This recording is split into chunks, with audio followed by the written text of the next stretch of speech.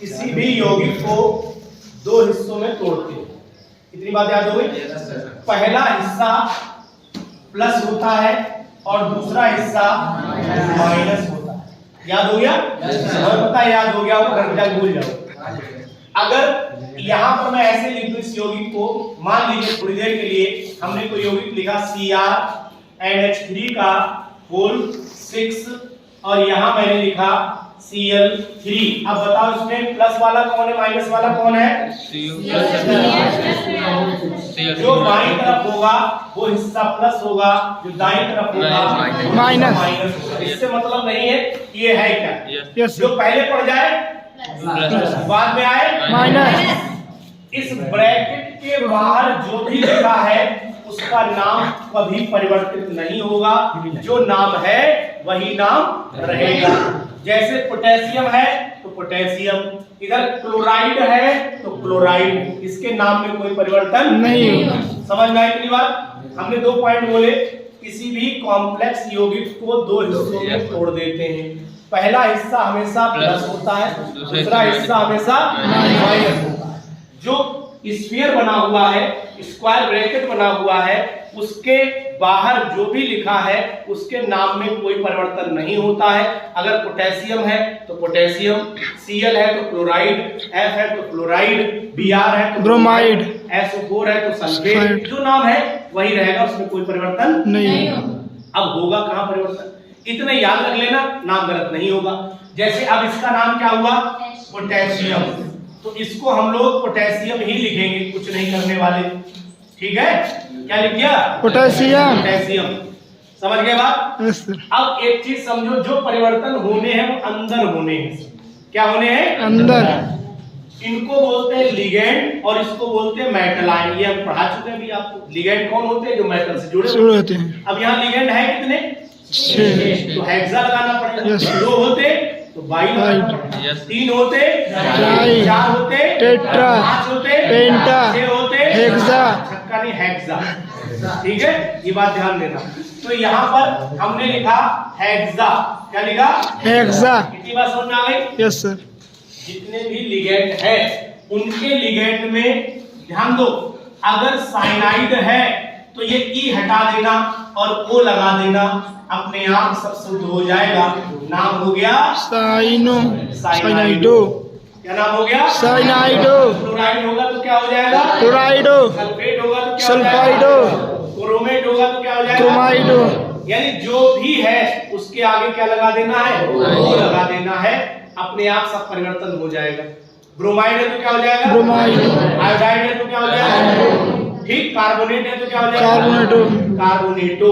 कार्बोनेटो। समझ गए? Yes sir. सबकी ई हटा के ओ लगा देना है। अब यहाँ पर क्या करना है? कुछ नाम नहीं बदले जाएंगे। जैसे NH3 का नाम अमीन बोलोगे, डबल M बनता है। हिंदी में अमीन लिखते हैं इसलिए गलत माना जाता है। वो अमीन है, आधा माँ बनेगा हिंदी में। अमीन, अम्मी वाला मोहम्मद में बोलते हैं, अम्मी बोलते नहीं बोलते, तो वही ये अमीन वाला एमीन नहीं है। कुछ शर्म के बारे में हो गया, सर ने गलत लिख दिया होगा, तो ऐसा नहीं है, ये अमीन है। क्या है ये? अमीन। और एमीन की स्पेलिंग ये होती है AMINE, ये एमीन है, ये अमीन है। समझ गए? इसको H2O को अगर लिखेंगे तो इसे हम लोग एक्वा लिखेंगे। क्या लिखेंगे? एक्वा। ठीक है। CO को लिखेंगे कार्बोनिल। क्या लिखेंगे बेटा? कार्बोनिल। कार्बोनिल। और NO को लिखेंगे नाइट्रोसिल। क्या लिखेंगे? नाइट्रोसिल। नाइट्रोसिल। तो इतने नाम तो अलग हैं, बाकी सब में ई हटा के ओ लगा देना है। इतनी बात याद हो गई सबको? अब दूसरी बहुत इंपॉर्टेंट बात, तो यहाँ क्या लिखेंगे? Potassium hexa cyanido. पुरानी किताबों में साइनो लिखा है, पुरानी किताबों पन्ने फाड़ देना, बेकार हो चुकी हैं। ठीक है, उनमें साइनो लिखा। पुराने जमाने में साइनो जब हम पढ़ते थे तो साइनो ही था। जब हमने पढ़ाना शुरू किया तो ये साइनाइडो हो गया। अब तुम पढ़ाओगे तो हो सकता है कुछ और हो जाए। तो इसलिए ध्यान देना कि समय के अनुसार परिवर्तन हो चुका है, परिवर्तन आपको लिखना पड़ेगा बेटा। ऐसा समय के अनुसार परिस्थितियां जब बदलती है तो वैज्ञानिक रिसर्च करते हैं, तो उनमें लगता है कि ये चीज होनी चाहिए, चेंज करते नहीं करते हैं। हम लोग क्या पहनते हैं आजकल? जीन्स पैंट पहनते। बाबा क्या पहनते थे? धोती बांध लेते थे। क्यों भाई? Yes sir. तो समय के अनुसार वैज्ञानिक भी खोज करके देखते हैं कि इसमें ऐसा क्या होना चाहिए, तो परिवर्तन होते हैं। और नियम में आप अपना नहीं चला सकते हो। अगर इंडिया में नियम बाएं चलना है तो किसी की हिम्मत नहीं कि जाए चल जाए। अगर चल गया तो या तो मरेगा या चालान कटेगा, दो ऑप्शन। क्यों भाई? नियम के आगे तो सुने, जैसे सीट बेल्ट नहीं लगाई, बोले साहब हमारी गाड़ी अब लगाए, तो वो तो ऐसे फोटो खींचेंगे, पर से तुम्हारे पास आ जाएगा एक मैसेज 2500 ले। अब बस तुम करते रह जाओगे देर में, तो तुम्हारी वहां चलेगी एक, जहां नियम कानून होते हैं वहां नियम कानून के आगे किसी की नहीं चलती, वहां केवल नियम कानून की ही चलती। तो ये नियम है, इन नियम के आगे आपकी नहीं चलने वाली। आप सोचो नहीं हम नहीं लगाएंगे तो साइनो लगाएंगे, क्या कर लो तो कर वो, तुम हम कुछ नहीं पाएंगे, जो करेगा वो रिजल्ट करेगा तुम्हारा। है चश्मा गांधी जी का ऐसे लग के आया है, बढ़िया 00 है 00। इसके बाद देखो बेटा साइनाइड हो गया, पोटेशियम हेक्सा साइनाइडो। अब ये आयरन वाला देखो, इसमें क्या करना है, इसमें बड़ा कहानी, ये अंदर ही जो कुछ खेल होना है यही होना, समझो। ये हिस्सा निगेटिव है पॉजिटिव? निगेटिव। और वो हिस्सा कैसा है? पॉजिटिव। अगर हिस्सा ये वाला जो स्क्वायर ब्रैकेट में लिखा हिस्सा है, अगर ये हिस्सा नेगेटिव हो तो मेटल के नाम में 8 लगा देना। क्या लगा देना? 8। जैसे आयरन को क्या बोलते हैं? फेरम। फेरम तो फेरेट क्या हो जाएगा? फेरेट। प्लेटिनम को क्या हो जाएगा? प्लेटिनेट। प्लेटिनेट क्या हो जाएगा? प्लेटिनेट। को क्या बोलेंगे? निकलेट। कोबाल्ट को क्या बोलेंगे? कोबाल्टेट। कोबाल्टेट।